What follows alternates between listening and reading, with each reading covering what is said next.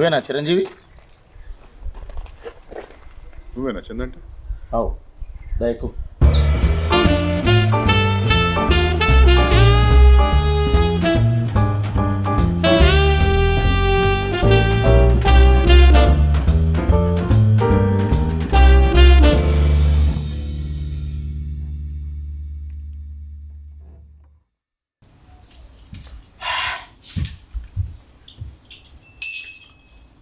అమ్మి అంత చీకటి ఉంది అండి అన్న అద్దాలి అన్న ముందు. ఏ చందు ఏడికి పట్టుకొచ్చినావు నన్ను? ఏం చెప్తున్నావు? అరే నువ్వు రా అన్న అందుదా దా కూర్చోదా నేను చూసుకుంటుందా ఏం కదా దా ఇట్లా భయపడతామైంది కూర్చో. అబ్బా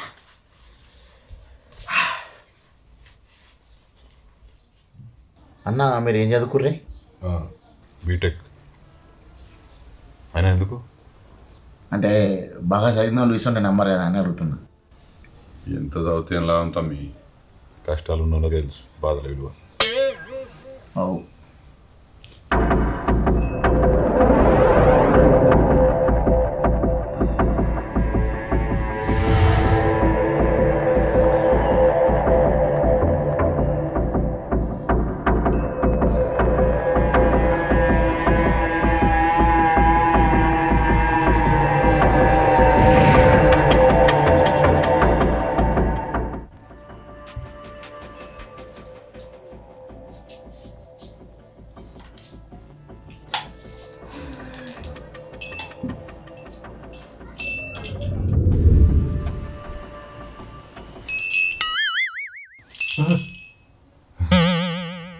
చందు ఈ పిల్లగాడనారా? గంగవా ఈయనే అయినా పాపం బగ్గ కష్టాల్లో ఉన్నాడే, నువ్వే కాపాడాలి. నేను కాపాడుకుంటా. గాలికి దీపం పెట్టి ఏదో ఏదో అని ఒక్కటి మొక్కుంటే కాదు, ఏదో ఒకటి చేసుకుంటూ పోతే ఏదో ఒక్కటి కొడుతుంది సక్సెస్. చక్కర మాట చెప్పినావు అబ్బా, కరెక్ట్ నువ్వు చెప్పింది. బాబు మీది ఎవరు నాన్న? పట్టణానికి వెళ్ళొచ్చినా. ఓహో పట్నంకి వెళ్ళొచ్చిన. మత్తు దూరే ఉంటుంది కదా. వస్తు దూరంకి వెళ్ళొచ్చిన. నీ సమక్షంతో చెప్పు మట్టి కడుపులు ఉన్నది.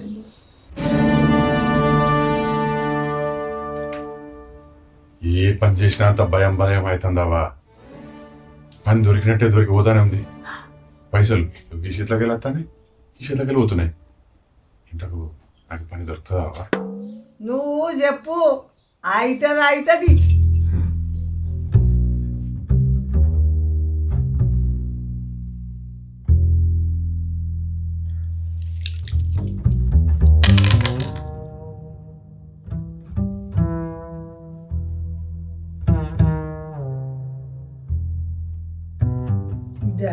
ఈ గబలం చూస్తే నీకేదో పెద్ద సమక్ష ఉంది. నువ్వు కడుపులేమో దాస్తున్నావు. నువ్వు చెప్పు బిడ్డ అది.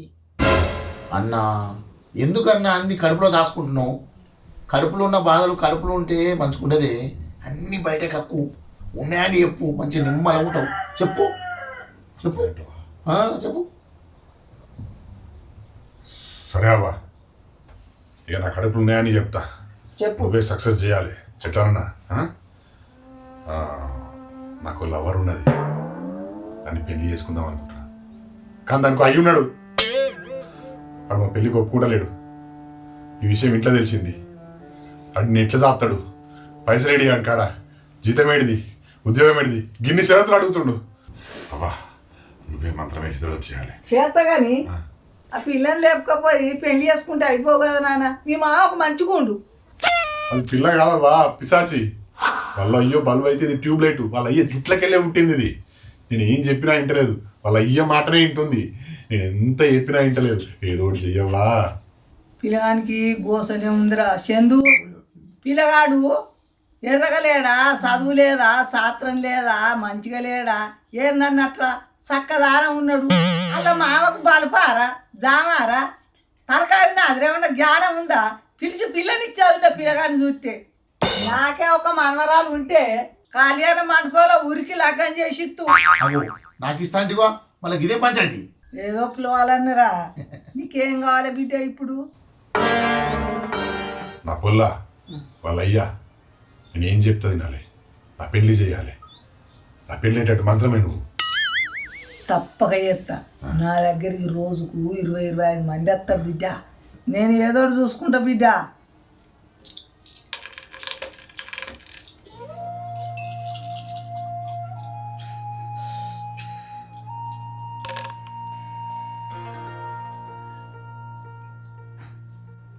బిడ్డ నరదృష్టి బాగుంది. నీ పక్కలున్నోడే శత్రుడు అయిండు నీకు. నీకు ఏది అంటకుంటా కొంటకుంటా చేస్తాడు. నువ్వు నా ఓడే అని అనుకుంటున్నావు కానీ ఆడు నీకు శత్రుడు బాగా అయిండు. అవు ఇదైతే నిజమే, నాకు కూడా అట్లే అనిపిస్తుందమ్మా. నీ రాశి ప్రకారం ఒక ఉంగరం పెట్టుకోవాలి. నీ పిల్ల నీ మావ నీ మాట వింటారు. దానికి ఒక పూజ చేయించుకో నాన్న, బాగుంటుంది. చెయ్యు. గంగవ్వ నువ్వేం బాధపడకు, పైసలు ఎందని ఇస్తాడు మావాడు, నువ్వు చెయ్యి. పైసలా? పైసలు తమ్మి ఎంతైతే అవా? నేను చూస్తే బాధ అనిపిస్తుంది బిడ్డ. పూజ సామాన్ అన్ని కలిపితే ఒక 20,000 రూపాయలు అయితే. 20,000? అబ్బా అన్ని పైసలు లేవు కదా, ఒక 500 ఉన్నాయి. అన్నా పని కావాలంటావు, పైసలు లేవంటావు, ఎట్లా పైసలు ఉంటేనే కదా పని అయ్యేది. అబ్బా వీటికి పైసలు తీసుకుంటారు అనుకోలేదమ్మా, నిజంగా పైసలు లేవు. పైసలు ఉంటే గిడి దాకా ఎందుకు వస్తా నేను? నిజంగా అంటున్నావా? అబ్బా ప్రామిస్. ఏం చూస్తున్నావు? అరే తమ్మి, అది మా అయ్య గుర్తు ఒకటే మిగిలింది లాస్ట్. నీకు లగ్గమైనాక ఐసని చేయలు 100 ఎత్తు తిమ్మయ్యకు. నువ్వు చెప్పిగా చేయి పట్టున్నాను.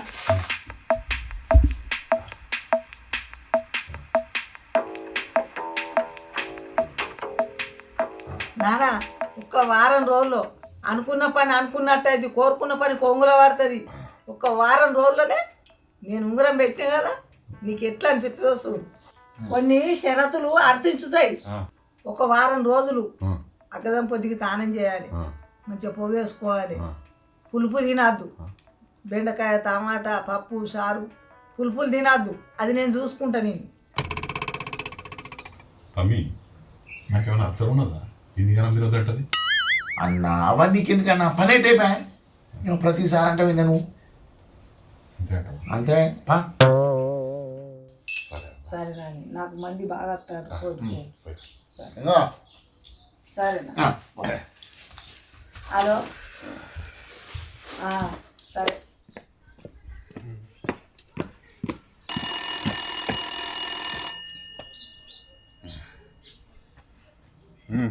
చెప్పే. ఎక్కడున్నావు? ఏం చేస్తున్నావు? నీకేమైనా బుద్ధుందా? అరే ఇప్పుడు ఏమైంది? ఎందుకు కోపానికి వస్తున్నావు? ఓ పని మీద వచ్చినా. నువ్వు అట్లానే మంచిగా తిరుగు. మా అయ్య ఇంకొకడికి ఇచ్చి పెళ్లి చేస్తాడు. అట్లా కానీ అని నువ్వేం బాధపడకు, నేను చూసుకుంటా కదా. నాకేం బాధ లేదు, నీకే బాధ. ఇగో నేను ఊరికి పోతున్నా. నేను వచ్చే వరకు నువ్వు ఏదైనా చేసి మా నాన్నను ఒప్పించు. ఉంటా. హలో హలో అగు పెట్టేసింది. దీనికి తెలిగే చక్కగా రాదు, ఊకే నన్ను తిడుతుంది. నేను పెళ్లి చేసుకుంటే ఏదో నా బతుకు. అన్న గంగవ్వ దగ్గర ఈ బ్రోకర్ పని ఎన్ని రోజులు చేస్తే? తప్పదురా, గంగవ్వ వాళ్ళ మనవరాలు ఇచ్చి లగ్గం చేస్తానన్నది. ఒకవేళ నిజంగా అట్నే లగ్గమైందనుకో, కోట్ల ఆస్తి మన చేతిలో పడుతుంది. అప్పుడు నువ్వే నాకు పిఏ ఉంటావు, రెడీ ఉండు. అంతే అంట? అంతేంద్రా, నువ్వేనా పిఏ, ముందు కారు నేర్చుకో. హలో ఏమై తమ్మి, వారం రోజులు అంటారు, నా చేను గుంజుకుంటారు, ఏమై గిట్లే ఉంటుందా కథ? అరే ఏమైంది ఇప్పుడు అన్నా? ఏం కావాలి? ఏం కాలేదు.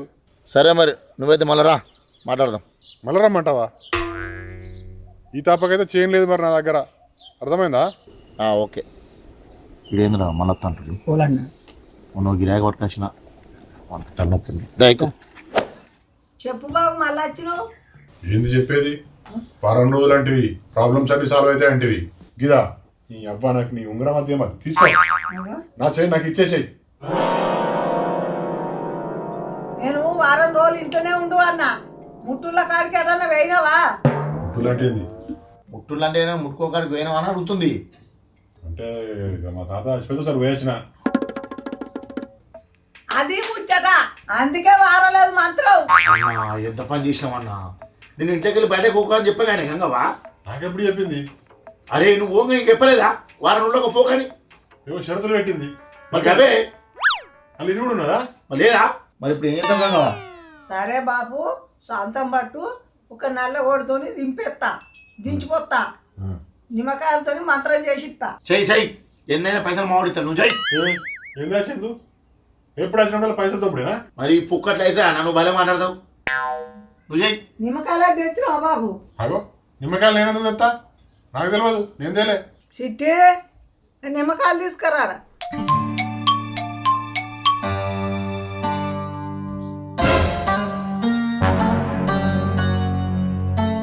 నువ్వెందుకు ఇక్కడ నువ్వు?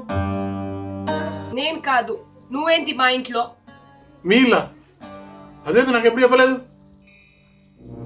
చిట్టి వీళ్ళు ఎవరో తెలుసా? తెలియదు. పిల్లగా ఆ పిల్ల నీకు ముందే తెలుసా?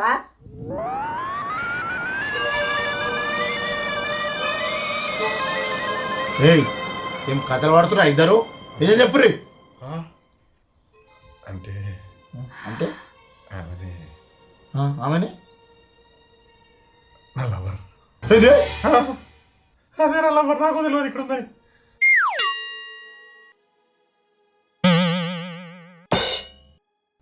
మా అమ్మాయిని లవ్ చేసి నాతోనే మంత్రం చెప్తావు మా వాళ్ళకు. అసలు నిన్ను కాదు అనేది చెందుగా వెయ్యాలరా నిన్నే. నాకేం తెలిసే వీళ్ళు నా కుంపర్ కేసులు పెడతారని. నీకెందుకు తెలియదురా, నువ్వు సత్య పూసావు. నువ్వు ఒకసారి లేవు లేవు.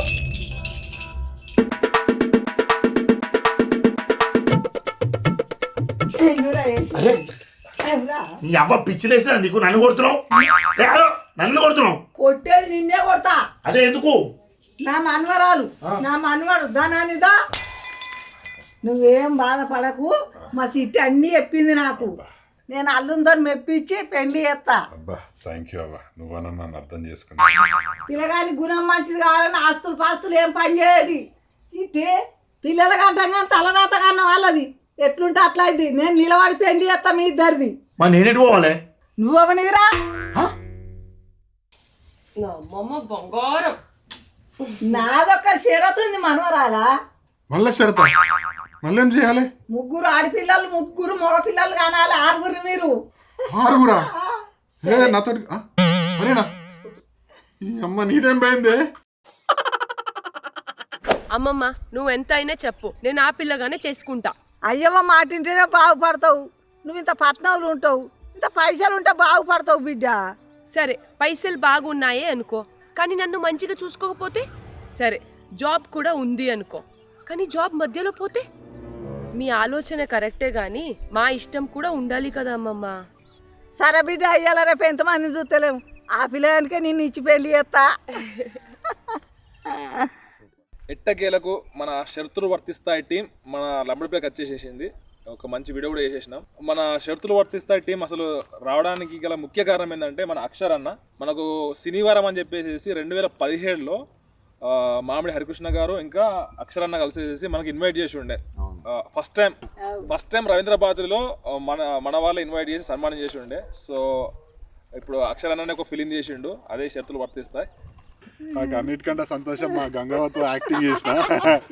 అసలు ఇట్ ఈస్ అన్ ఎక్స్పీరియన్స్. అమ్మ కింద కూర్చోబెట్టిరు, నడుము లేకపోతే ఇంకేమవుతుంది. ఈడెక్కడ 30 అయిపోయింది అప్పుడే. 15వ తారీఖున సినిమా రిలీజ్ అవుతుంది. వీళ్ళ ద్వారా ఇంకొక 10,000 మందికి, ఇంకొక 20,000 మందికి మా సినిమా రీచ్ అవుతుందని గట్టిగా నమ్ముతున్నాను నేను. ప్లీజ్ వాచ్ ఇట్ ఆన్ షరతులు వర్తిస్తాయి. Watch it on 15th. వీళ్ళు కరీంనగర్ వాళ్ళే, మేము కరీంనగర్ వాళ్ళే, మేమందరం ఒకటే బెల్ట్, ఒకటే బ్యాచ్. సో యూనివర్సల్ కంటెంట్ తోటి మంచి సినిమా చేసినాము. మీరు అందరూ మమ్మల్ని ఎంకరేజ్ చేయాలి. Thank you so much. వీళ్ళందరూ అయితే హైదరాబాద్ నుంచి వచ్చారు, కానీ నేను బెంగళూరు నుంచి వచ్చాను. కొన్ని క్వశ్చన్లు అక్షరాన్నకు. అసలు మీరు ఇప్పుడు సెన్సార్ బోర్డు మెంబర్ అయ్యారు కదా, సో దాంట్లో ఇప్పుడు ఎట్లా అంటే నేను as a cinema main stream సినిమాలో పనిచేసుకుంటూ కూడా నేను కొన్ని పొలిటికల్ పార్టీస్కి యాడ్స్ చేస్తుండేవాడిని. అట్లా నన్నుగా గుర్తించి ఇప్పుడు రాజ్యసభ సభ్యుడు BJP OBC chairman K Laxman గారు నాకు, అంటే నేను కోవిడ్ టైంలో కొంత కోవిడ్ టైంలో కంప్లీట్గా స్టక్ అయిపోయింది కదా.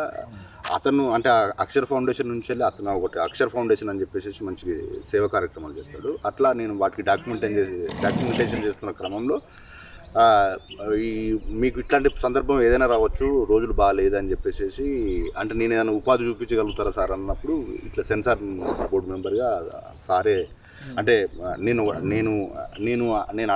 అడిగింది ఒకటి, సార్ నాకు అంతకంటే ఎక్కువ విలువైంది ఇచ్చాడు. అది అప్పుడు చేయడం వల్ల ఇప్పుడు వచ్చింది అది ఒకటి. అది సో ఇప్పుడు దీనికి ఇప్పుడు ఈ ఫిలింలో మామిడి హరికృష్ణ గారి పాట మీ పాట ఎట్లా ఉండబోతుంది? అంటే ఇప్పుడు నాకు ఈ సినిమా అవకాశం వచ్చిందే హరికృష్ణ ద్వారా. అంటే మన శనివారాన్ని చూసే ఇప్పుడు మనకు ఎవరైతే ప్రొడ్యూస్ చేస్తున్నారో నాగార్జున గారు, శిరీష్ హరికృష్ణకాంత్ గారు, వారు శనివారాన్ని ఫాలో అయ్యి హరికృష్ణ కొన్ని స్క్రిప్ట్లు పంపించమంటే హరికృష్ణ కొన్ని స్క్రిప్ట్లు పంపించాడు. వాళ్ళు ఇండివిజువల్గా ఒక 20 స్క్రిప్ట్ దొరికి అందులో మనం సెలెక్ట్ చేశారు. అంటే ఇప్పుడు నేను అదే డైరెక్టర్ని అయ్యాను అని అంటే కారణం హరికృష్ణ. నేను అంటే ఈ ప్రయత్నాల్లో ముందు నాకు వేరే పెద్ద ప్రొడక్షన్స్ ఉన్నాయి, కానీ మనం వేరే ప్రయత్నాలు చేస్తూ ఉంటాం. ఒకటి లాక్ అవుతుంది కదా, అట్లా లాక్ అయింది. ఇక హరికృష్ణతో నాకున్న రిలేషన్ గురించి అదే చెప్పిన కదా, కంటెంట్ ఎక్కడికుంటే అక్కడికి వచ్చి మనల్ని పిలుస్తాడు, తన పరిధిలో ఎంత చేయాలో అంత చేస్తాడు. ఇక నాతో పాటు నా అలాంటి చాలామంది కళాకారులకు ఒక నిజంగా ఎనగారనే అన్న.